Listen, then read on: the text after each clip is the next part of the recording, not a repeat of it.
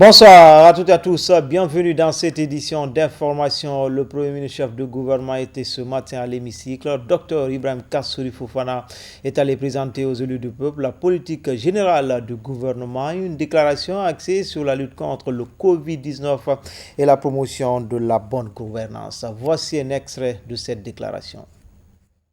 Au nom de son Excellence, Monsieur le Président de la République, je prends l'engagement ici devant vous que plusieurs millions de nos compatriotes auront été vaccinés avant la fin du second semestre l'an prochain.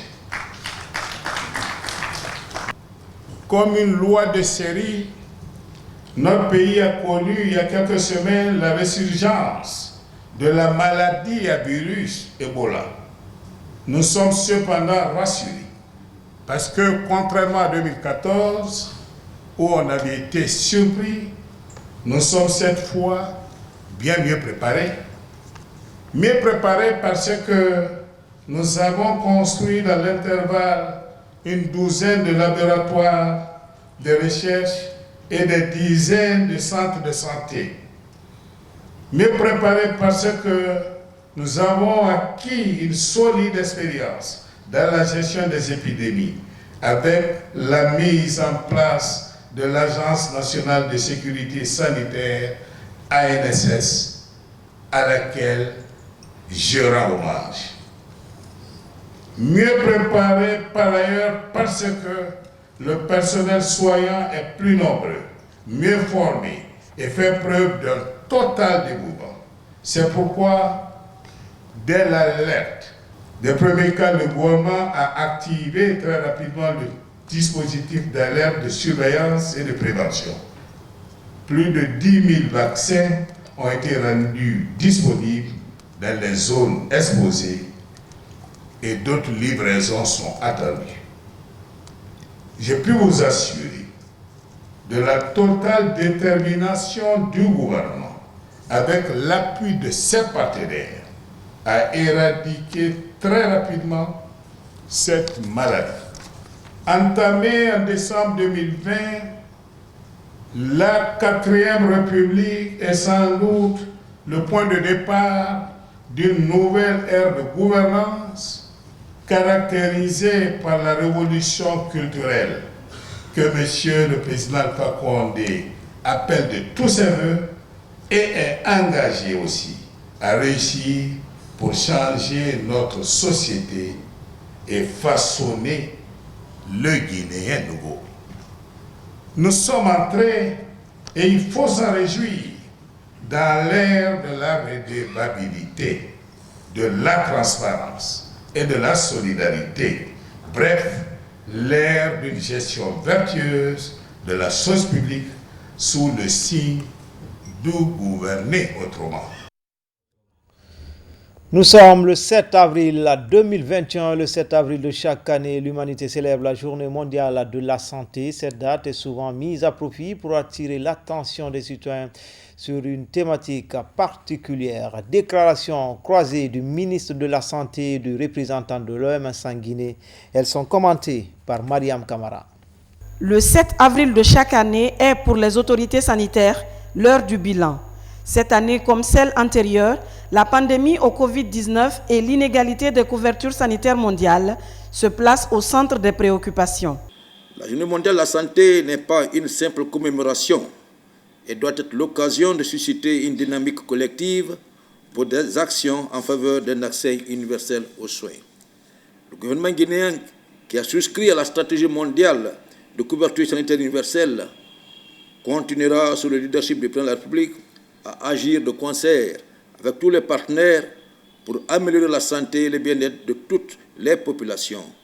À l'occasion de cette édition 2021 de la Journée mondiale de la santé, l'OMS lance un appel à chacun d'entre nous afin que nous puissions tous œuvrer pour un monde plus juste et en meilleure santé. La pandémie de maladie à coronavirus 19, Covid-19, a mis en évidence les inégalités qui existent entre les pays.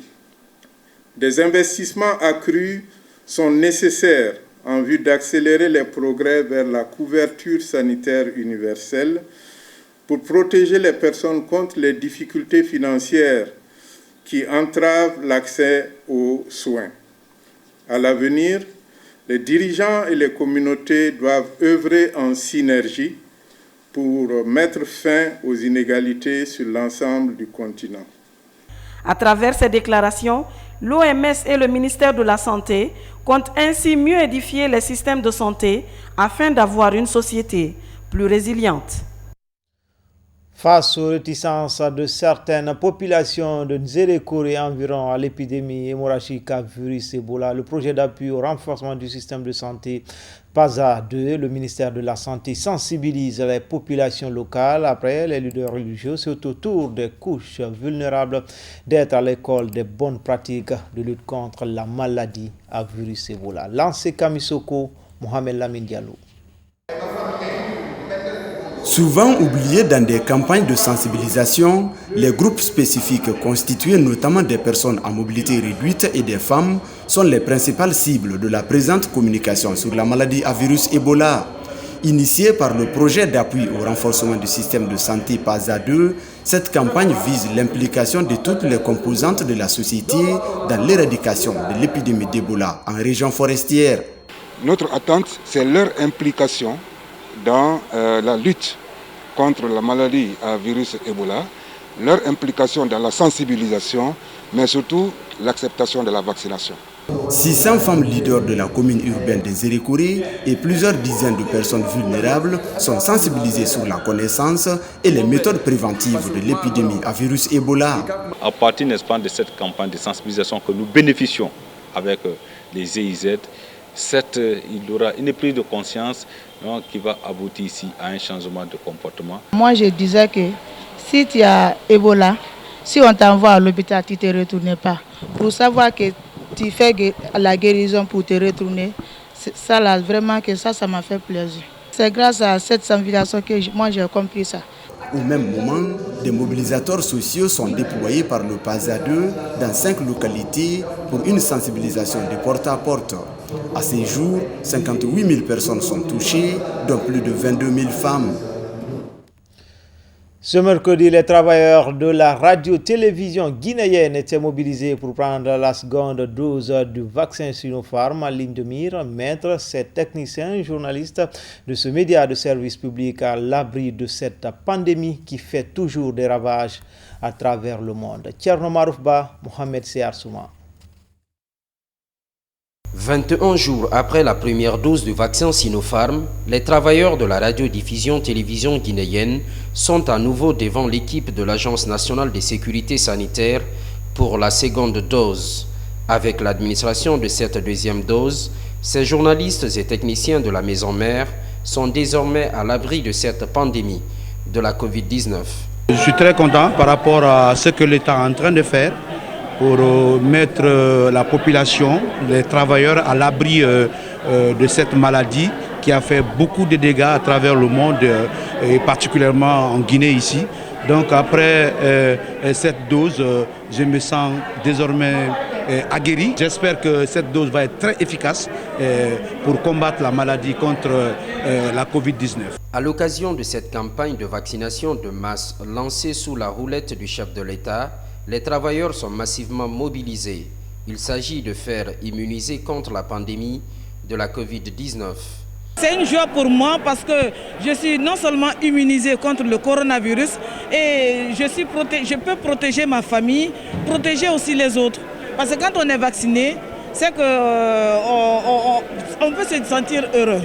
Désormais vaccinés contre le coronavirus, les travailleurs de la RTG entrent de plein pied dans le combat contre cette maladie.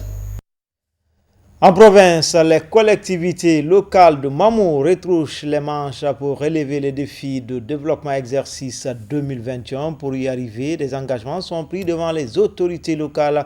C'est à la faveur de la première session du conseil administratif préfectoral. RTG Mamou, Mamadou Patebalé. La ville carrefour de Mamou a accueilli la première session du conseil administratif préfectoral. Réunis sous le signe « Gouvernons autrement », autorités locales, cadres, élus et représentants d'ONG et de projets étaient venus pour passer à revue les acquis de 2020, identifier les contraintes et se fixer de nouvelles orientations pour les années à venir. Il a été question de regarder dans le rétroviseur et de faire l'état des lieux dans le cadre du développement, dans la mise en œuvre des actions décentralisées au bénéfice des collectivités. D'ailleurs, je vais dire au bénéfice de l'ensemble des populations de Mamou. Un développement a besoin de l'implication de toutes les forces vives. Et les populations et les cadres, les élus locaux particulièrement, se sont engagés à accompagner l'État, mais aussi et surtout à assumer de façon régalienne, de façon énergique, leur mission à eux d'évoluer sur le terrain. Au cours de l'année écoulée, malgré la présence de la Covid-19, Mamou a amorcé un véritable développement local grâce au gouvernement, à l'ANAPIC et d'autres partenaires techniques et financiers. Notre regard dans l'avenir, c'est d'abord la vaccination contre la Covid, qui est programmée, évidemment pas pour tout le monde maintenant, mais pour les couches les plus vulnérables. Ça sera pour bientôt. Et ensuite, c'est d'insister toujours, non seulement auprès des médias, mais des communautés, des agents de santé, des recos, des élus, tout le monde, qu'on insiste auprès de la population pour le respect des gestes barrières. À Port-et-Dakar, nous avons réalisé des activités sur 3 axes. D'abord, sur le plan du financement. Il y a d'abord l'État, ensuite il y a nos ressources propres et l'intervention des ressources qui n'est pas à négliger. Et c'est ce que dit l'État à travers l'ANAFIC. Durant les 2 jours de travaux, le Conseil s'est félicité de la contribution des ressortissants dans la mise en œuvre des actions de développement inscrites dans le plan annuel d'investissement. C'est le lieu d'affirmer, d'abord d'exprimer toute notre gratitude, toute notre reconnaissance à l'égard du professeur président Alpha Condé et son gouvernement. Boutolo a bénéficié en 2020, grâce aux initiatives présidentielles, la réalisation de plusieurs infrastructures, tant sur le plan éducatif, sur le plan sanitaire, sur le plan routier, on a vraiment bénéficié. Ainsi, comme on le voit, la politique de décentralisation prônée par le gouvernement guinéen fait du chemin dans l'arrière-pays. Pour soutenir ce élan de développement ambitionné par le chef de l'État, le professeur Alpha Condé, le Conseil a approuvé à l'unanimité le budget prévisionnel qui s'équilibre en recettes et en dépenses à la somme de près de 21 milliards de francs guinéens. Enfin, Media Awards Guinée, remise officielle des satisfaits aux lauréats à la haute autorité de la communication. Boubacar Yassine Diallo et ses commissaires ont apprécié l'initiative des organisateurs, un événement qui crée l'émulation au sein des médias en Guinée. Yaya Silla. Dans la salle historique du palais du 25 août, siège de la haute autorité de la communication, les lauréats de la première édition du concours Media Awards Guinée. Ils reçoivent leur attestation de satisfecit des mains des commissaires de la haute autorité de la communication suite à leur distinction par la structure MACOM comme meilleur journaliste et technicien de l'année. Sur les 67 nominés, seulement 12 ont décroché des prix. Aujourd'hui, nous sommes là pour vous présenter les 12 lauréats qui ont reçu les différents prix à l'issue de cette première édition des Media Awards Guinée. Au total, nous avions 67 nominés et qui ont été retenus à l'issue d'une présélection sur la base de critères bien précis et de supports présentés. L'histoire de la presse guinéenne est émouvante.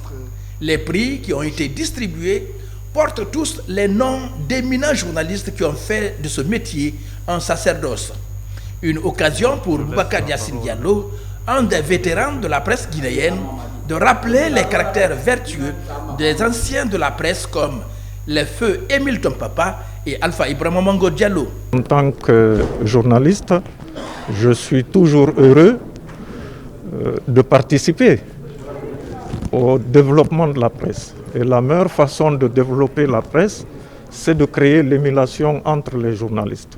Je considère donc cette activité qui a été menée par Antoine et son équipe comme une activité qui crée l'émulation entre les journalistes et les techniciens. Donc la remise de ces satisfecit aux plus méritants du moment de la presse, nous l'avons fait avec beaucoup de plaisir et beaucoup de satisfaction. Les prix, c'est toujours une pression de plus, moi c'est comme ça je l'estime. Ça nous prouve encore une fois de plus que ce que nous faisons, ça intéresse le public, parce que quand on se réfère en tout cas en ce qui concerne la différence entre les autres prix, c'est que le public a pris part.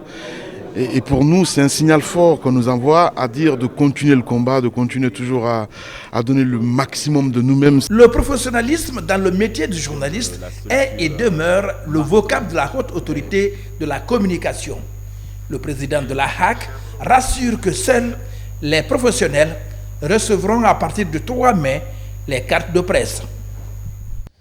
C'était tout pour les infos. Tout le plaisir a été pour moi de vous servir. Bonne suite de programmes sur les antennes de la télévision nationale. À demain dans Guinée Info Première.